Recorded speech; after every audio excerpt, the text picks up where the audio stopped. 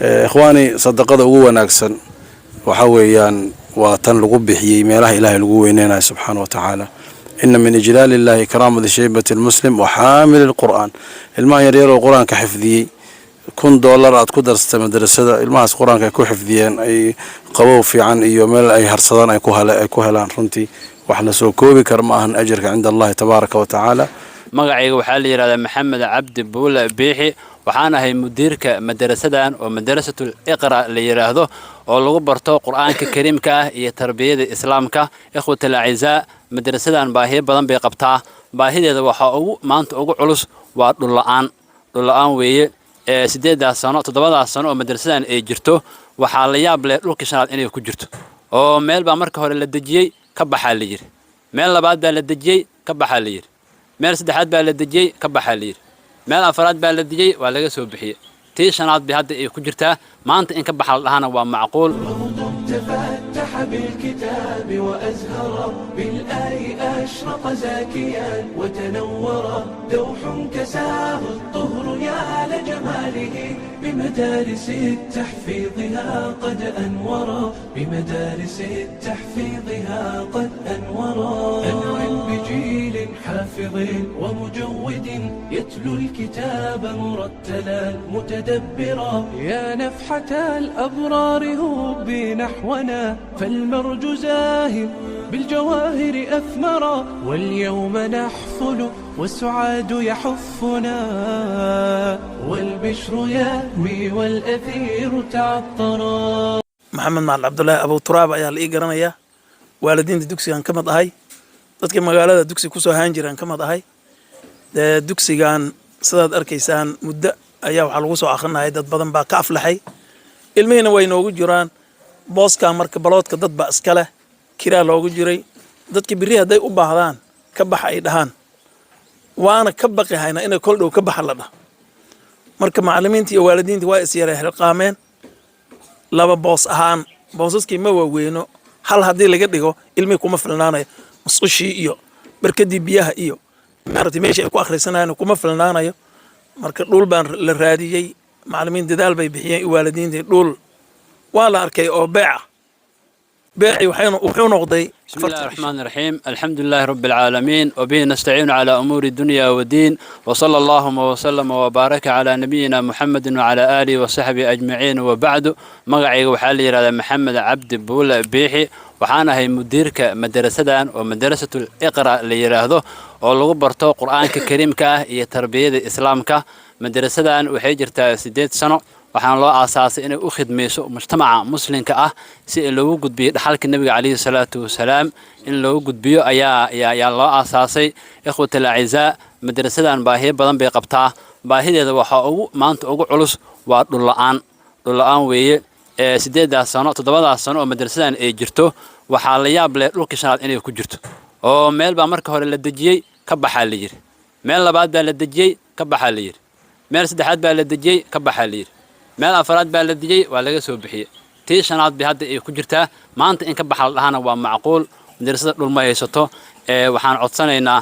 codsanaynaa muslimiinta meel kasta ay joogaan khaas ahaan dadka muslimiinta ee Soomaalida hadda afkaan ku hadlo inay madrasadaas ay garab istaagaan oo cod iyo cuud iyo dhaqaalaba ay ku garab istaagaan oo difaacaas iyo dacwadaas aan ku jirna garabna loo siiyo si ilmaha muslimiinta dhaxalka nabiga kaleey salaatu wasalaam ay u helaan waxaan u mahad celinayaa Sheekh Xasan Waajidi qaarigeena sheekheena daacigeena oo maanta meeshaan nagu soo booqday si shucuurta uu nolol qaybsado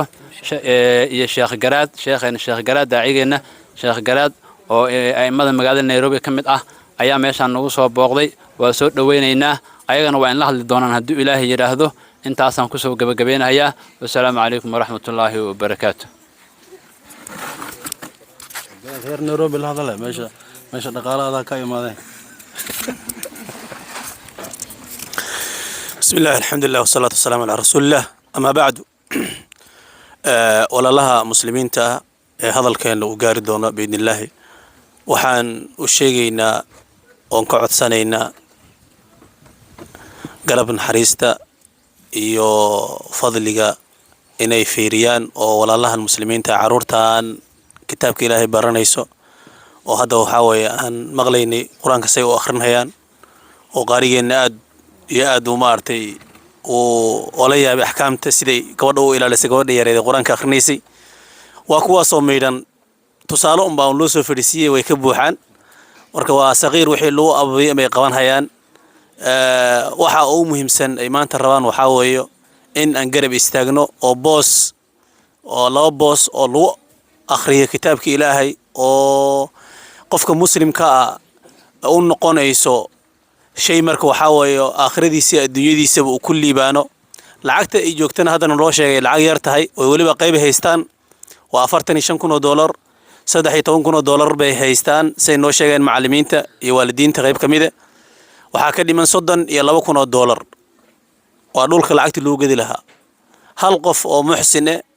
ayaa awoodo oo maanta sadaqaysta kitaabka ilaahay meesha caruurta lagu barahayo ay ku xifdin hayaan waa ilaahay subxaanahu wa tacaala uu naxariisan hayo maalka ilaahay uu ku siiyeyna waa imtixaan meelaha loogu talagalay haddaad ku bixin weydo nadaamu ayuu noqonayaa maalinta qiyaamo haddii meelahan kitaabka ilaahay lagu baranhayo oo u horeysa qur-aanka in badanna aanan si fiican aan u danaynin laakiin baryahan dambe aad loo daneeyo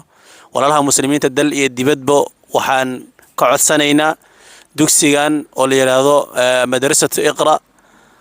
oo ku taala Mandheera oo anigaba aan shaahid ka ahay 4 sano ka hor tartankii lagu qabtay masaajidkan jaamica rag lajna taxkiim aan ku jiray ardayda ugu horeysay ay ka imaadeen waxaawayo waa sida gabadhaas aad maqlayseen bay ardayda u wada tarbiyeysan yihiin oo carabkooda loo soo saxay walaalaha dal iyo dibad meel ay joogaan waxaawaye idaacadaha naga maqli doona ama beejka qaarigeenaba ka arki doono ilaahay ha idan barakeeyo barakallahu fiikum $32,000 hal qof baa awoodo hadduu ilaahay garansiiyo way ilaahay subxaanahu wa tacaala hana garansiiyo kuwii ka qayb qaatana ilaahay hanaga mid dhigo waalidkii qofka u sadaqaysanhayo oo ku fikirhayo inuu madraso dhiso ama masaajid dhiso waa fursad maantay taagan tahay booskaas la iibinhayo ee kitaabka qur-aanka in lagu barto loo iibinhayo dan kale iyo adduunye iyo ribix maanta aan looga jeedin oo waxaa fadhiya kitaabka ilaahay la baraya ardaydaas yararka ee muslimiinta oo aan awoodin waalidiinteedii iyagaba maartay macallimiintooda aan awoodi waayay inay balood gataan inaan kala qayb qaadano oo garab istaagno walaalaha Mandheera joogo Nairobi joogo Soomaaliya joogo Ethiopia joogo meel kasto Soomaalida ama dibadaha joogo Soomaalida ee luqadda aan ku hadlayna fahmayo barakallahu fiikum ka soo qayb qaata dhaxalkaas miiraadka nabiga sallallahu alayhi wasallam meesha lagu baranayo aan garab istaagno aanan maartay wiigan gudihiisana iyadoo macallimiinta ay hadlayaan oo leeyihiin alxamdulillah baloodadii waan ganay aan arna barakallahu fiikum wa jazaakumullahu khayran assalamu alaykum wa rahmatullahi wa barakatuh عليكم السلام ورحمة الله وبركاته الحمد لله والصلاة والسلام على رسول الله صلى الله عليه وسلم أما بعد شاخيرات أدبو هذلي هذا وناكسن بكو هذلي معلمين تا وما سنتهين أنيقو وحان أدو فرح سنة هاي حقيقة قبل يريستو هذا القرآن كانوا آخر سي ينطق التجويد كيكو آخر سي حقيقة المان ليه أنيقو حتى وحويان قار تركي هذا الجوغو صراحة مركان قراءة أركي وحان تمني إنان madrasada meesha loo dhisi doono in meesha agteeda guri ka raadsado saan ugu soo dhawaado macalinka wasarantii tajwiidka wanaagsan ilmaha barayna Allah barakeeyo subhanahu wa ta'ala ikhwaani sadaqada ugu wanaagsan waxa weeyaan waa tan lagu bixiyay meelaha Ilaahay lagu weyneenayo subhanahu wa ta'ala inna min ijlalillahi karamati shaybati almuslim wa hamil alquran ilmaha yar oo quraanka xifdiyay $1,000 aad ku darsatay madrasada ilmahaas quraanka ay ku xifdiyeen ay qabow fiican iyo meel ay harsadaan ay ku helaan runtii wax la soo koobi kar ma ahan ajirka cinda Allah tabaaraka wa taala waayo cunuga marka quraanka barto intuu nool yahay quraanka u akhrina sadaqa jaariya ku noqonaysaa oo maba kala istaagayso hadduu macallin si noqdo dadka wax si barana oo ka sii daran yahay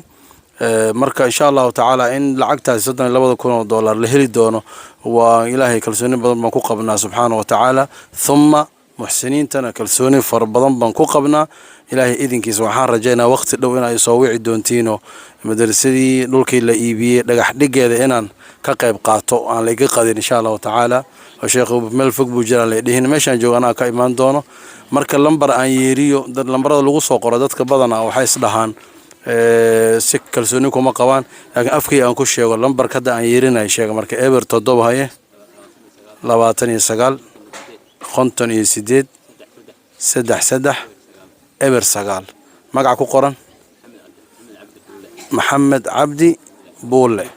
مدير العام للمدرسة إن شاء الله تعالى أهل خير بصهل دونه شاشة لهم قرد دونا لمبركة وبإذن الله تبارك وتعالى عما قريب إلهي ونغفر حسين دونا لإذن كابهور في عنق بطيو دي طبعا سدح كونه دولار داد هيستو وحبو مدنا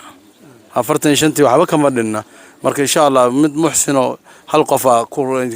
كفات حيسن كرو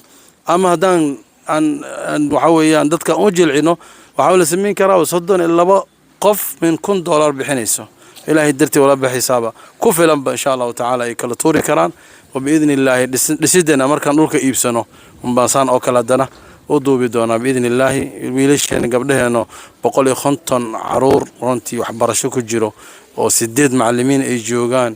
دي وحويان خيرك كسعود منديرة وخير عظيمة أهل منديرة أهل كينيا بأكملهم مسلمين تملكس إيجوغان إن شاء الله دنبال كاسة دو إذن سوق قارو هلو سو جوابو معلمين تأيو خيرك ألغا فايديستو tartanka mandhara ka dhacana waxyaabo dee way ogtahay gabadhan yiri sadaan arkay dee anigu 100% aan siiyay gabi ahaan waxa weeye waan saxay Allah barakeeyo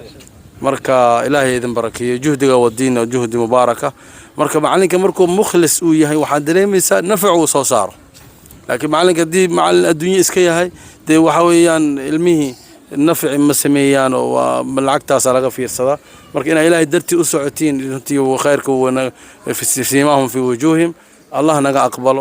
أقبله إن شاء الله تواهلينا يا رب بإذن الله تبارك وتعالى وصلى اللهم وسلم على نبينا محمد